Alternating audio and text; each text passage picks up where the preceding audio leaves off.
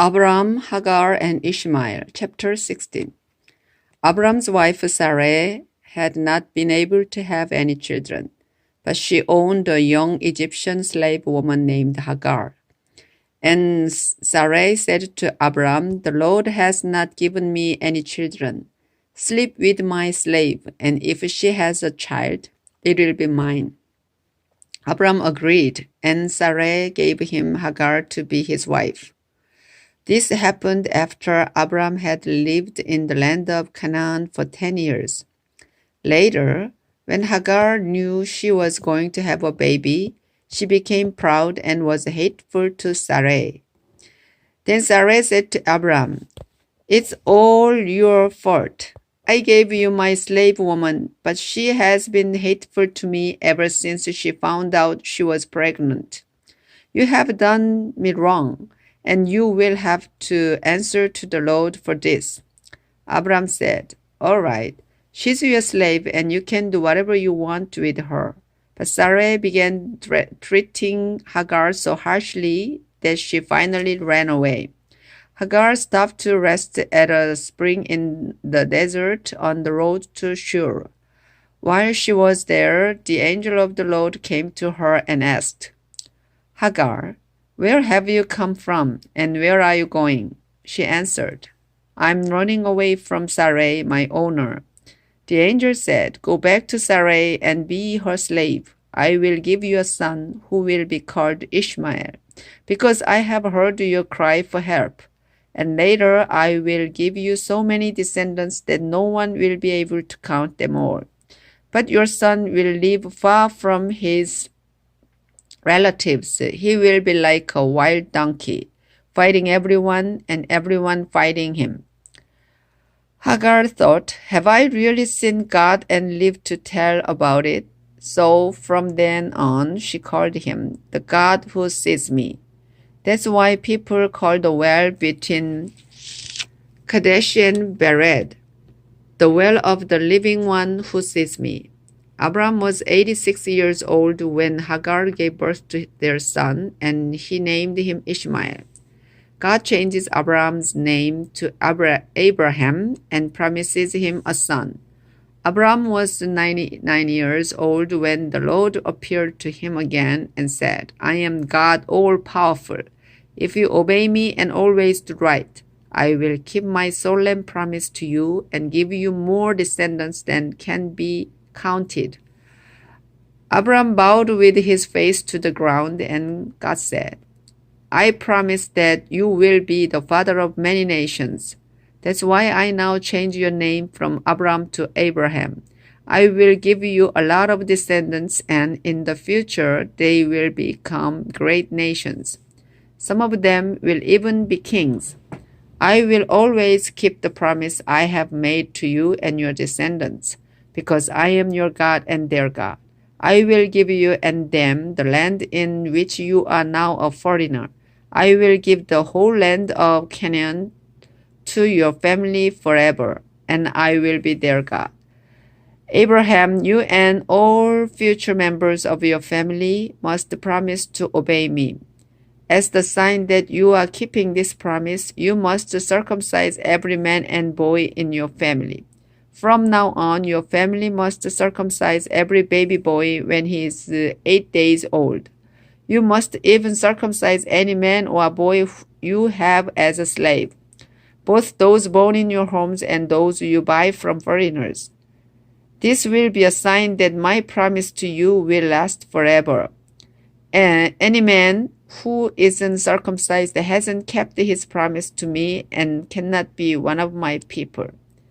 Abraham, your wife's name will now be Sarah instead of Sarai. I will bless her, and you will have a son by her. She will become the mother of nations, and some of her descendants will even be kings.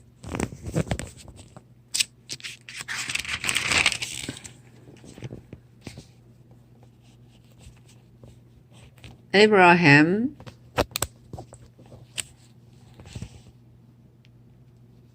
bowed with his face to the ground and thought, "I am almost 100 years old. How can I become a father?" And Sarah is 90. How can she have a child? So he started laughing. Then he asked God, why not let Ishmael inherit what you have promised me? But God answered, no, you and Sarah will have a son. His name will be Isaac, and I will make an everlasting promise to him and his descendants. I have heard what you asked me to do for Ishmael, and so I will also bless him with many descendants.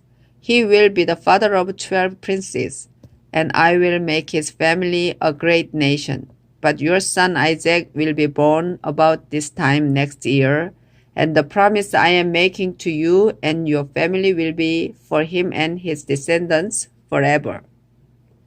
God finished speaking to Abraham and then left.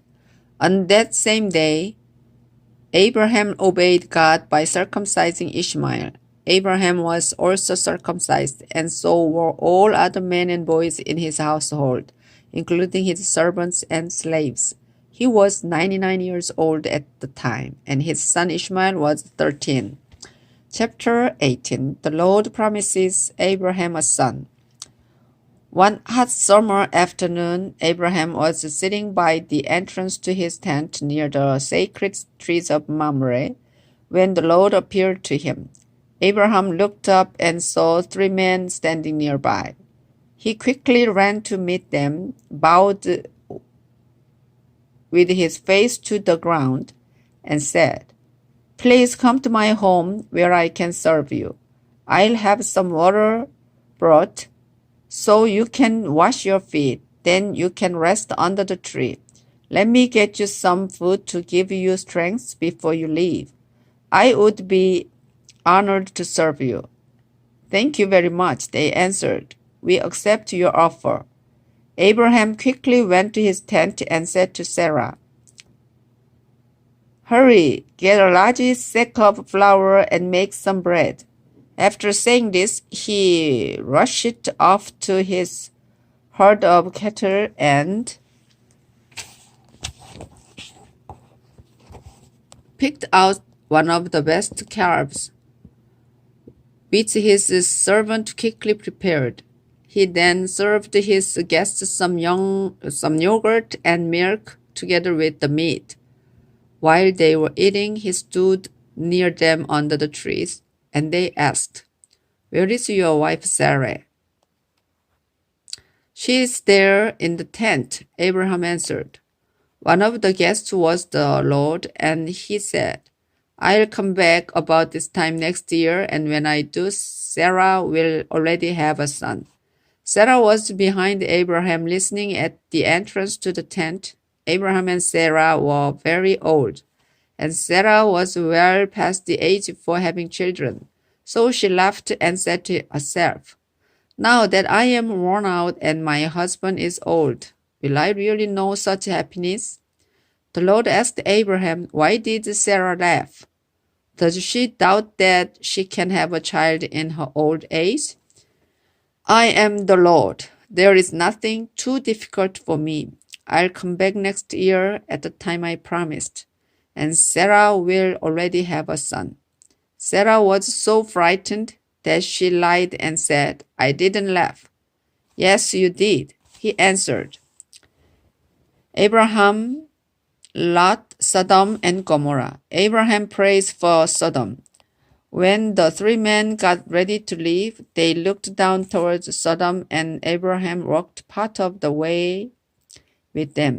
The Lord said to himself, "I should tell Abraham what I am going to do, since his family will become a great and powerful nation that will be a blessing to all other nations on earth. I have chosen him to teach his family to obey me forever and to do what is right and fair.